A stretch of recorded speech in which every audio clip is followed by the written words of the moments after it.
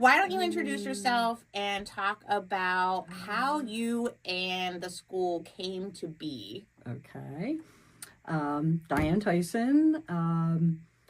I have been with LCA since day one. However, I was not the boss lady, as you said, the first year. We had the school was actually an outgrowth of a retail skills training program that Park City ran for 3 years that looked good on paper, but didn't quite meet the needs of the schools or the mall at the time.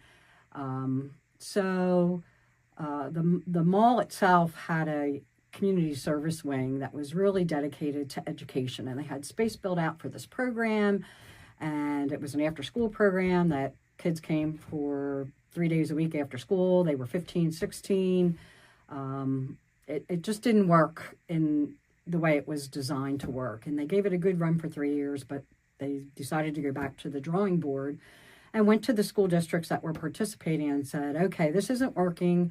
What do you need? And at the time, the dropout rate in Pennsylvania, and especially in the city of Lancaster, it was the second highest in the state after Philadelphia. And they knew that there were kids dropping out of school. At the time, you could drop out of school at age 16, which is a big difference today. This was 31 years ago. And at 16, you could sign out of school with your parents' permission, and on your 17th birthday, you could walk out the door with no questions asked and no recourse. So there were a lot of students that were leaving school, and at the time, the economy was pretty good. It was easy to get jobs, and that was one of the reasons the dropout rate was pretty high. So the superintendents at the time said, okay, we know there are students that have dropped out of school.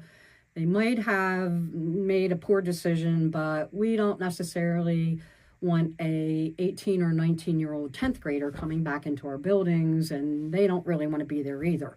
So let's take a look at how we can wrap this skills training program, because the mall was still a critical piece to make this all happen. And so that wrapping this retail skills piece into it was crucial to getting the academy up and going. And let's go to the Department of Education and see if they would entertain a dropout recovery program. And lo and behold, the Pennsylvania Department of Education gave the superintendents the go-ahead to start an experimental alternative school at the mall, which at the time, alternative education was not even on the radar anywhere, Right. ever. So there was no such thing. So we really were on the cutting edge of a lot of things.